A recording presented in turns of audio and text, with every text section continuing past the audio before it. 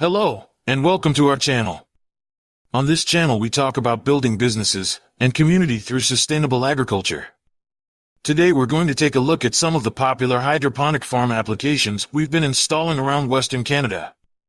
When most people think of vertical farming, they think of large warehouses filled floor to ceiling with lush green produce. While many people have heard of the promising potential of indoor vertical farming, with its ability to grow food with 90% less water, land, transportation than traditional agriculture, many startup companies have failed in making these solutions commercially viable.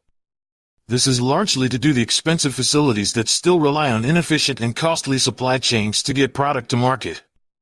With all the hype and money surrounding these companies, the most impactful use of this technology is often overlooked.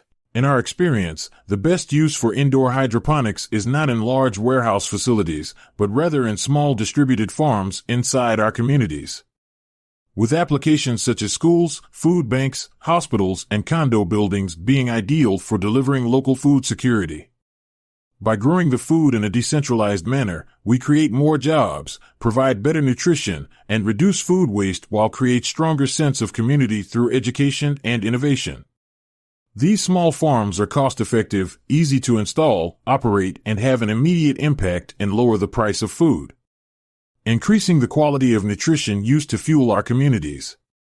If you would like to learn more about New Leaf's projects, partners, or just join us on our journey of connecting people with their food, please like and subscribe.